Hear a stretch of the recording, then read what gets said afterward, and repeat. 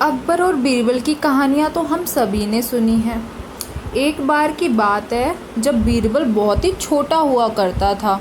उसे पोएम्स लिखना बहुत पसंद था। वो एक गांव में रहता था। उसने सोचा कि वो सिटी जाएगा और वो राजा के दरबार में अपनी जो पोएम्स उसने लिखी है वो उन्हें सुनाएगा। तो वो जाता है। तो जब वो पहुंचता है महल के बाहर, तो पहला जो गेट होता है वहाँ पर एक गेट कीपर होता है। तो गेट कीपर बोलता है कि मैं तुम्हें तभी अंदर जाने दूंगा अगर तुम्हें जितना भी प्राइज़ जो भी मिलेगा राजा से, उसका तुम मुझे 1/10 दोगे, तभी मैं तुम्हें अंदर जाने दूंगा। तो बीरबल बोलता है, क्योंकि उसके पास कोई चारा तो होता नहीं है, क्योंकि वो इतनी दूर आया है गाँव से। तो वो बोलता है ठीक है, वो उसे 1/10 दे देगा, उसे जितना भी प्राइज़ मिलेगा।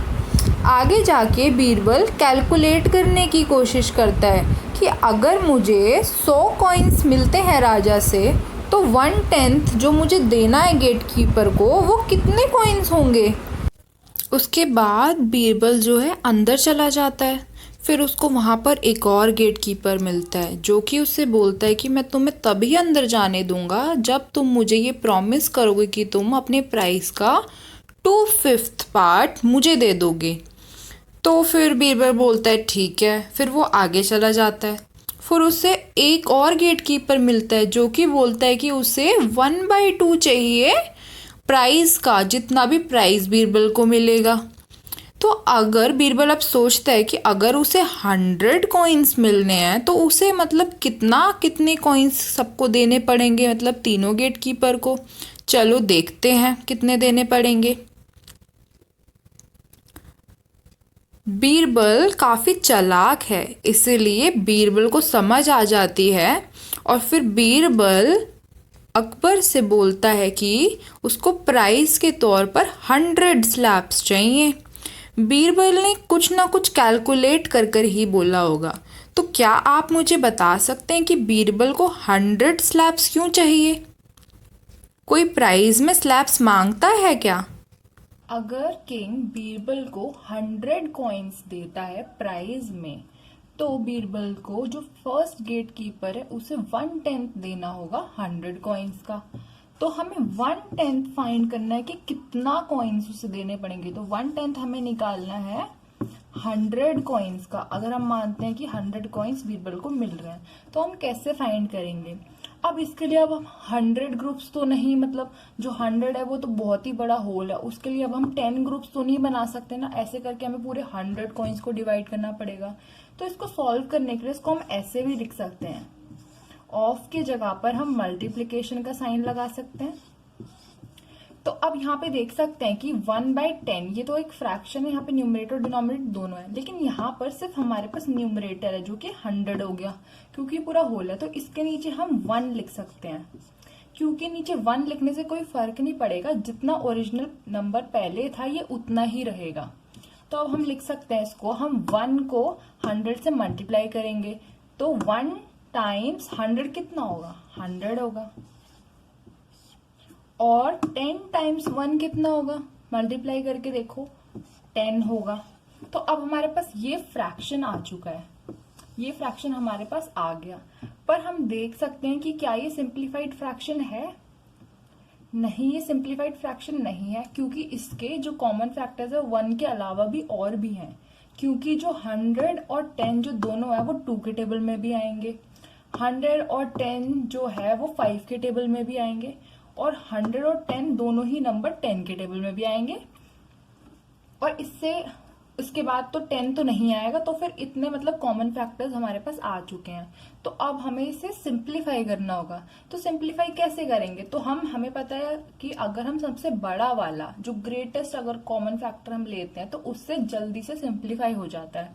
तो ग्रेटेस्ट यहाँ पे हमारे पास 10 है कॉमन फैक्टर। कितने कॉमन फैक्टर्स हमने निकाले? एक तो 2 और एक 5 और एक 10। तो अब हम 10 जो सबसे ग्रेटेस्ट है उससे हम डिवाइड करके देखते हैं। तो 100/10 जो फ्रैक्शन है उसको हम डिवाइड करेंगे, न्यूमरेटर और डिनोमिनेटर दोनों को ही 10 से। तो अब हम डिवाइड करेंगे 100 को 10 से, तो कितना आएगा?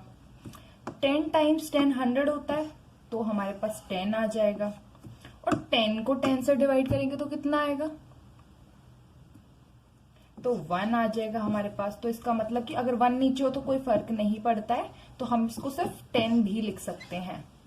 तो हमारे पास हो गया 10 कॉइन्स। तो मतलब बीरबल को फर्स्ट गेट कीपर को 10 कॉइन्स देने पड़ेंगे 100 कॉइन्स में से। तो 10 कॉइन्स तो चले गए उसके पास। जो अब दूसरा गेट कीपर है वो बीरबल से बोल रहा है कि उसे 2/5 चाहिए, जितना भी उसको प्राइस मिलेगा उनका। तो अब हमें 2/5 निकालना होगा 100 कॉइन्स का। अगर 100 कॉइन्स प्राइस में मिल रहे हैं तो 2/5 निकाल रहे हैं हमें 100 कॉइन्स का। तो हम कैसे निकालेंगे? तो हम वैसे ही करेंगे कि जो ऊपर हमारे पास 100 है, नीचे हम 1 लिख सकते हैं, क्योंकि कोई फर्क नहीं पड़ेगा, कोई चेंज नहीं आएगा फ्रैक्शन के अंदर। हमने 1 लिखा तो हम सिंपली मल्टीप्लाई करके हम ऐसे देख सकते हैं। तो 2 टाइम्स 100 कितना होगा? 200 मल्टीप्लाई करेंगे तो। और 5 टाइम्स 1 कितना होगा? 5 होगा। तो क्या ये सिंप्लीफाइड फ्रैक्शन आया है हमारे पास? नहीं, ये सिंप्लीफाइड फ्रैक्शन नहीं है। ये आगे इसके और भी कॉमन फैक्टर्स हैं। तो कौन से कॉमन फैक्टर्स है? क्या ये दोनों 2 से डिवाइड हो जाएंगे? क्या दोनों के 2 के टेबल में दोनों आते हैं? नहीं, नहीं आते। क्या 4 के टेबल में दोनों आते हैं? नहीं, 5 नहीं आता। क्या 5 के टेबल में दोनों आते हैं? यस, 5 के टेबल में आते हैं। तो अब हम इसको डिवाइड कर देंगे। जो 200/5 हमारे पास फ्रैक्शन आया है उसको हम 5 से डिवाइड कर देंगे। 5 क्या है? हमारा कॉमन फैक्टर आ गया दोनों में, क्योंकि 5 के टेबल में 200 भी आएगा और 5 पे आएगा। आप सिंपली ऐसे डिवाइड करके भी देख सकते हो, जैसे हम डिवाइड करते हैं ऐसे भी हम डिवाइड करके देख सकते हैं, और ऐसे भी कर सकते हैं डायरेक्ट। तो हम 5 से डिवाइड कर रहे हैं। तो अगर हम 200 को 5 से डिवाइड करेंगे तो कितना आएगा? 40 आएगा। और 5 को 5 से डिवाइड करेंगे तो 1 आएगा। तो इसका मतलब कि 40 कॉइन्स देने पड़ेंगे बीरबल को सेकंड गेट कीपर को। देखते हैं कि जो थर्ड गेट कीपर है उसे कितने कॉइन्स देने पड़ेंगे। थर्ड गेट कीपर ने हाफ मांगा है प्राइस का, हाफ मांगा है प्राइस का। प्राइस अगर 100 कॉइन्स उसको मिल रहे हैं तो हाफ कितना होगा 100 का? ये तो हम बिना सॉल्व करे हुए बता सकते हैं कि 100 का हाफ क्या होगा। क्या 50 कॉइन्स होंगे 100 के हाफ? बताओ। 50 होंगे। चलो हम निकाल के भी देखते हैं। हम 1/2 हम ऐसे लिख सकते हैं और इसके नीचे हम 1 लिख सकते हैं। अगर मल्टीप्लाई करेंगे तो यहाँ पर 100 आ जाएगा। 1 times 100 is 100 and 2 times 1 is 2। तो क्या ये सिंप्लीफाइड फ्रैक्शन है?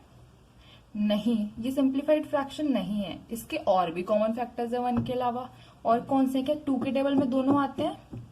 हाँ, 2 के टेबल में आते हैं। तो 2, तो हम 100 को 2 से डिवाइड कर देंगे तो कितना आएगा? तो हम डिवाइड कर देंगे 100 को 2 से, क्योंकि एक ही कॉमन फैक्टर आया जो कि 2 है। मतलब कि 1 तो था ही, 1 को हम नहीं देखते, उसके अलावा 2 आया कॉमन फैक्टर। तो हम डिवाइड करेंगे 100 को 2 से, तो हमारे पास आ जाएगा 50, और 2 को 2 से करेंगे तो 1 आ जाएगा। तो इसका मतलब कि कॉइन्स देने पड़ेंगे थर्ड गेट कीपर को। तो अभी तक टोटल कॉइन्स कितने दिए हैं बीरबल ने? पहले गेट कीपर को कितने दिए थे? पहले गेट कीपर को हमने निकाला था 1/10 निकाला था 100 कॉइन्स का, तो कितना आया था? 10 coins. Plus second gate keeper का जब हमने 2/5 निकाला था तो हमारे पास 40 कॉइन्स हमें देने पड़े थे, बीरबल को देने पड़े थे। और फिर जो अभी हमने निकाला उसके हिसाब से तो 50 कॉइन्स। और तो कितने टोटल कॉइन्स बीरबल को देने पड़ेंगे? तो अगर हम इसको ऐड करें तो ये तो 100 कॉइन्स ही बन रहे हैं।